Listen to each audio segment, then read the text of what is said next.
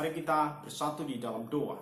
Terima kasih Bapa di dalam surga buat kasih dan anugerah Tuhan bagi kami, sehingga kami pada hari ini boleh kembali bersekutu bersama-sama lewat ibadah dan khotbah secara virtual. Kami rindu supaya Tuhan yang akan membimbing kami, mengajari kami lewat kebenaran firman Tuhan yang akan disampaikan. Berkatilah setiap kami yang boleh mendengarkan firman-Mu saat ini. Dalam Kristus Yesus kami berdoa. Amin. Bapak Ibu Saudaraku yang terkasih di dalam nama Tuhan Yesus Kristus, firman Tuhan bagi kita pada hari ini diambil dari kitab Injil Lukas pasal yang ke-6 ayat 39 sampai dengan ayat yang ke-42. Demikian firman Tuhan bagi kita. Yesus mengatakan pula suatu perumpamaan kepada mereka. Dapatkah orang buta menuntun orang buta? Bukankah keduanya akan jatuh ke dalam lubang? Seorang murid tidak lebih daripada gurunya, tetapi barang siapa yang telah tamat pelajarannya akan sama dengan gurunya. Mengapakah engkau melihat selumbar di mata saudaramu, sedangkan balok di dalam matamu sendiri tidak engkau ketahui? Bagaimana engkau dapat berkata kepada saudaramu, "Saudara, biarlah aku mengeluarkan selumbar yang ada di dalam matamu, padahal balok yang di dalam matamu tidak engkau lihat? Hai orang munafik, keluarkanlah dahulu balok dari matamu, maka engkau akan melihat dengan jelas untuk mengeluarkan selumbar itu dari mata saudaramu." Demikian firman Tuhan. Kita bernyanyi, firman-Mu menjadi terang.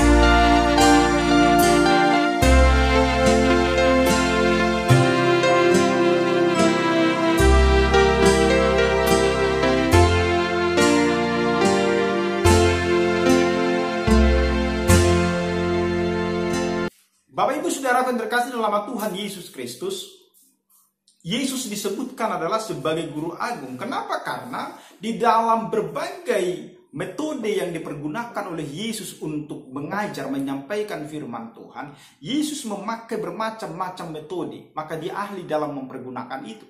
Bahkan kita melihat, kadang-kadang Yesus menyampaikan pengajarannya itu lewat model ceramah. Kadang-kadang juga dia menyampaikan pengajarannya itu lewat cerita atau storytelling. Kadang-kadang dia juga menyampaikan lewat perumpamaan-perumpamaan sehingga orang-orang yang mendengarkan itu lebih mudah untuk memahami. Dan di dalam perikop yang kita baca hari ini, Yesus menyampaikan pengajarannya itu lewat perumpamaan. Biasanya perumpamaan itu diambil daripada contoh atau realita yang terjadi di tengah-tengah masyarakat. Kemudian ketika itu dibawa kepada diri pendengarnya atau yang menyampaikan, maka itu akan lebih mudah dipahami, lebih mudah dicerna. Dan itulah tujuan Yesus yang sesungguhnya. Maka ketika kita melihat di dalam bagian ini, Yesus sedang menyampaikan perumpamaan kepada murid-murid setelah dia berkhotbah kepada orang banyak ketika itu di Galilea. Maka kemudian Yesus memanggil ke-12 muridnya dan menyampaikan firman kepada mereka, menyampaikan pengajaran kepada mereka lewat suatu perumpamaan. Makanya itu sebabnya di ayat yang ke-39 dikatakan dimulai dengan apa? Yesus mengatakan pula suatu perumpamaan kepada mereka. Dan perumpamaan yang Yesus katakan itu, maka itu yang pertama yang kita lihat di sini, dikatakan di sana apa? Dapatkah orang buta menuntun orang buta? Sesungguhnya pertanyaan ini adalah pertanyaan retorik yang tidak perlu dijawab, karena jawabannya adalah jelas tidak dapat. Yesus langsung menjawab itu juga dengan pertanyaan berikutnya, bukan dengan pernyataan, bukankah keduanya akan jatuh ke dalam lubang? Maka saudaraku, Bapak Ibu Saudara yang terkasih dalam nama Tuhan Yesus Kristus, Yesus memakai perumpamaan ini ingin mencari lebih dalam lagi pemahaman dari para murid-murid mereka dengan melihat kehidupan di dalam realita, apa sesungguhnya yang mereka pahami kalau ada orang buta menuntun orang buta. Kata jatuh atau kata yang dipergunakan di sini jatuh ke dalam lubang, di dalam bahasa Batak disebutkan kata tergodung itu. Kalau kita memahami sebenarnya bukan berarti kedua orang ini tidak bisa, orang buta ini tidak bisa berjalan. Sesungguhnya perlu kita memahami kata jatuh ke dalam lubang di dalam pemahaman ini supaya kita mengerti sebenarnya bukan hanya Yesus mau menunjukkan bahwa kedua orang buta itu tidak bisa berjalan bersama-sama karena mereka tidak dapat melihat, tetapi Yesus sesungguhnya mau mengatakan bahwa apa yang mereka alami itu ketika orang buta menuntun orang buta justru malapetaka mungkin yang akan mereka dapatkan. Nah, ketika kita lihat di dalam konteksnya ini, maka yang Yesus maksudkan sesungguhnya adalah orang-orang yang membiarkan dirinya dituntun oleh orang-orang yang bodoh dan salah, maka besar kemungkinan dia akan mengalami kebinasaan. Maka Yesus mengatakan, dapatkah orang buta menuntun orang buta? Bukankah dia akan jatuh ke dalam lubang? Maka kalau kita membiarkan diri kita dituntun oleh orang-orang yang bodoh, orang-orang yang salah, maka kemungkinan besar kita juga akan jatuh atau mengalami kebinasaan. Dapatkah orang Farisi yang sudah dibutakan oleh kesombongan, prasangka, dan sikap munafik menuntun orang buta yang lain dalam tanda kutip ke jalan yang benar? Bukankah keduanya pasti akan jatuh ke lubang yang ke dalam lubang? Bagaimana mungkin mereka dapat mengharapkan hasil yang lain ketika sudah jelas itu bahwa orang buta tidak mungkin mampu untuk menuntun orang buta? Orang-orang membiarkan dirinya dituntun oleh pendapat umum dan ada istiadat daripada dunia ini adalah orang-orang yang juga buta. Mereka itu dituntun oleh orang buta dan akan binasa bersama dunia yang duduk di dalam kegelapan. Maka jangan biarkan dirimu sesungguhnya dibutakan oleh filsafat-filsafat daripada dunia ini yang mengajarkan kepada kita sesuatu hal yang sebenarnya akan membawa kita kepada kecelakaan, kepada kebinasaan, dan justru kepada ketidakpengertian yang benar. Hari-hari ini banyak orang yang seolah-olah mengajarkan kebenaran daripada firman Tuhan, tapi sebenarnya mereka sedang membuat jeratnya untuk menjerat begitu banyak orang jatuh ke dalam lubang atau jatuh ke dalam kebinasaan. Maka orang buta, orang yang bodoh tidak akan mungkin bisa menuntun orang bodoh yang lain. Orang yang tidak tahu jalan, bagaimana mungkin dia menuntun orang lain yang juga tidak tahu jalan? Maka mereka pasti akan tersesat. Orang yang tidak mengerti firman Tuhan, orang yang tidak mengerti keselamatan yang Yesus tawarkan, maka dia mengajarkan keselamatan, pasti dia tidak akan benar di dalam mengajarkan itu. Itu sesungguhnya yang Yesus maksud. Saudara akan terkasih dalam nama Tuhan Yesus Kristus. Yang kedua yang bisa kita lihat di dalam bagian ini adalah soal keteladanan. Ayatnya yang ke-40 Yesus mengatakan bahwa seorang murid tidak lebih daripada gurunya. Sebenarnya Yesus mau mengatakan adalah Yesus mau menjadi contoh dengan mengatakan, aku gurumu dan kamu lebih rendah dari aku, tetapi aku sedang bimbing kamu supaya kamu sama dengan aku. Dan aku tidak akan pernah tuntut kamu lebih daripada aku. Maka ini adalah Yesus adalah seorang guru yang baik, guru yang agung. Karena guru yang baik tidak suruh sesuatu yang dia sendiri tidak kerjakan. Tetapi guru yang baik akan tuntut supaya orang yang dibimbingnya sama dengan dia. Jadi yang guru itu seharusnya seorang pendidik itu tidak menyampaikan sesuatu hal yang dia sendiri tidak tahu. Sama seperti pengkhotbah, tidak boleh dia menyampaikan sesuatu hal yang dia tidak paham, yang dia tidak mengerti, atau sesuatu hal yang tidak dia alami. Kenapa? Karena kalau dia menyampaikan itu, maka dituntut orang lain untuk mengerjakannya, sementara dia sendiri tidak pernah melakukan. Dia bukanlah seorang guru yang baik. Yesus mengatakan bahwa di ayat 40 ini, tetapi barang siapa yang telah tamat pelajarannya akan sama dengan gurunya. Kenapa? Karena Yesus mengatakan, memang aku gurumu, kamu lebih rendah daripada aku, tetapi aku sedang membimbing kamu supaya kamu sama dengan aku. Maka itulah ciri-ciri guru yang baik. Guru yang baik akan menuntun orang supaya yang dibimbingnya itu sama dengan dia. Nah, kemudian yang ketiga yang kita lihat di dalam bagian ini adalah soal selumbar di mata saudara kita. Di ayatnya yang ke-40 sampai dengan ayatnya yang ke-42 itu. Kita melihat di situ Yesus mengatakan, mengapakah engkau melihat selumbar di mata saudaramu, sementara di matamu sendiri engkau tidak lihat. Jadi orang-orang yang bertugas menegur dan memperbaiki orang lain harus memastikan terlebih dahulu bahwa mereka sendiri bukanlah orang yang cacat, orang yang salah, orang yang celak.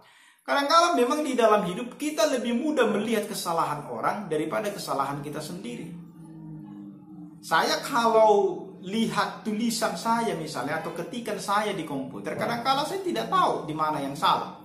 Tetapi begitu melihat tulisan orang lain, tugas orang lain, saya langsung cepat melihat di mana kesalahannya. Kesalahan orang lain sangat mudah. Orang yang bersalah, orang yang kita lihat itu banyak kekurangannya. Misalnya di dalam gereja, banyak orang bisa melihat kesalahan-kesalahan itu, bisa dijejerkan itu semua. Tetapi kesalahannya sendiri, dosanya sendiri, celahnya sendiri, dia tidak bisa melihat. Makanya Yesus mengatakan kepada kita, khususnya saat ini lewat firman ini, jangan kita melihat kesalahan orang dengan dikatakan selumbar yang sangat kecil di mata orang, itu bisa kita lihat, sementara balok di mata kita. Artinya kan kalau balok itu besar, sesungguhnya tidak mungkin tidak kita lihat. Tetapi sering sekali kita memang seperti itu. Kita menganggap diri kita yang paling benar, sehingga kita sering membuat orang lain itu lebih tidak benar dibandingkan kita. Jadi orang yang tidak menyadari kesalahannya sendiri biasanya memang suka mencela kesalahan orang lain. Sesungguhnya ini sungguh menggelikan. Bila ada yang begitu cepat melihat kesalahan kecil dalam diri orang, tetapi seperti selumbar di mata orang, tetapi balok di matanya sendiri sama sekali tidak disadarinya. Makanya Yesus sedang mengatakan adalah orang yang tidak bisa menolong dirinya sendiri, sama sekali tidak layak membantu atau mengubah hidup orang lain. Orang yang tidak bisa mengajar diri sendiri, sama sekali tidak layak untuk mengajar orang lain. Jadi bagaimana mungkin kita dapat menawarkan bantuan kepada saudara kita dengan berkata mengeluarkan selumbar yang ada di dalam matanya, yang membutuhkan mata yang jeli serta tangan yang mantap, sedangkan kita sendiri mempunyai balok di mata kita dan tidak mengeluhkannya. Maka itu sebenarnya yang mau Yesus. Oleh karena itu mereka atau kita yang mau melayani orang lain harus terlebih dahulu menunjukkan bahwa sesungguhnya kita mencemaskan diri kita sendiri, mencemaskan jiwa sendiri, membantu mengeluarkan selumbar di mata saudara kita memang pekerjaan yang baik. Tetapi untuk itu kita harus melayakkan diri dengan memulai dari diri sendiri melalui contoh-contoh yang kita berikan. Jadi melalui hidup kita yang telah diubahkan, kita bisa membantu orang lain mengubah hidup mereka. Jadi sama seperti itu tadi. Ketika kita mendapatkan satu pelajaran, maka kita bisa mengajar orang lain. Jadi kalau kita tidak mengerti tentang hal itu, bagaimana mungkin kita bisa mengajar orang lain? Bapak Ibu Saudaraku yang terkasih di dalam nama Tuhan Yesus Kristus, kita sebagai orang-orang percaya bahwa kita semua sesungguhnya kalau sudah belajar, kita adalah guru. Jadi bukan hanya guru yang ada di kelas, di sekolah itu disebut guru. Karena kita sebagai orang-orang tua adalah guru di tengah-tengah keluarga kita. para parhalado di tengah-tengah gereja, mereka juga adalah guru. Karena itu, penting sesungguhnya apa yang disampaikan Yesus di dalam perikop ini, supaya kita semua mendapatkan pelajaran dan semakin berhikmat di dalam hidup kita. Jadi kalau firman Tuhan yang mengajak kita mencintai pendidikan, pendidikan itu bukan hanya di sekolah. Di mana-mana kita bisa belajar, melihat yang terjadi di alam semesta ini, kita bisa belajar. Hari ini kita di dalam masa COVID-19, apa yang bisa kita pelajari? Bahwa ternyata manusia hanya bergantung penuh kepada Tuhan. Kita bisa belajar itu supaya tidak ada kesombongan di dalam diri kita. Kita bisa belajar dari banyak hal. Yesus sendiri mengatakan belajarlah dari burung pipit, belajarlah dari tumbuh-tumbuhan. Apa yang bisa kita pelajari? Maka seluruh hidup kita adalah hidup yang belajar. Itu sebabnya dikatakan kalau kehidupan adalah universitas kehidupan. Dunia ini universitas kehidupan karena kita terus belajar dan tidak pernah tamat. Dan ketika kita belajar, kita bisa mengajarkan anak-anak kita juga dengan apa yang kita pelajari. Apa yang baik kita pelajari, maka kita bisa mengajarkan orang baik. Jadi apa yang disampaikan oleh Yesus kepada murid-murid di sini, di dalam 3 hal yang sudah kita lihat itu tadi. Supaya kita jangan belajar kepada orang yang tidak mengerti apa yang diajarkannya. Supaya kita tidak mendengarkan para orang-orang yang mengajarkan hal-hal yang tidak benar. Filsafat-filsafat dunia ini yang tidak benar. Jangan itu yang kita dengarkan. Dengarkanlah firman Tuhan. Dengarkanlah Yesus yang mengajarkan kepada kita. Dan yang kedua kita lihat itu tadi, bahwa Yesus mengajarkan keteladanan kepada kita. Sekalipun dia adalah seorang guru dan dia mau murid-murid akan sama dengan dia. Dia mau kita sama dengan Kristus. Dan yang ketiga kita melihat, jangan kita melihat kesalahan di mata orang, tetapi di mata kita sendiri kita tidak lihat. Mari belajar di dalam kehidupan ini, supaya nama Tuhan sungguh-sungguh dipermuliakan di dalam seluruh kehidupan kita. Amin. Tuhan Yesus memberkati kita. Mari kita bernyanyi, firman-Mu berkatilah.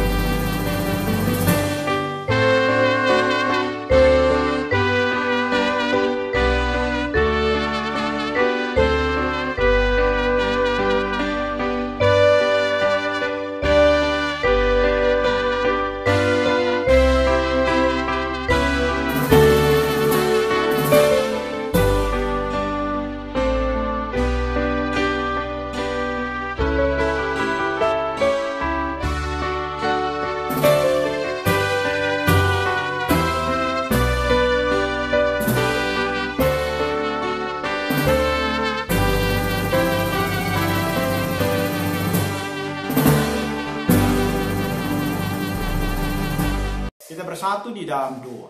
Tuhan Yesus Kristus, kami sungguh bersyukur kepadamu pada hari ini oleh karena kebaikan-Mu bagi kami yang sudah boleh menolong kami sehingga kami boleh semakin mengerti firman Tuhan.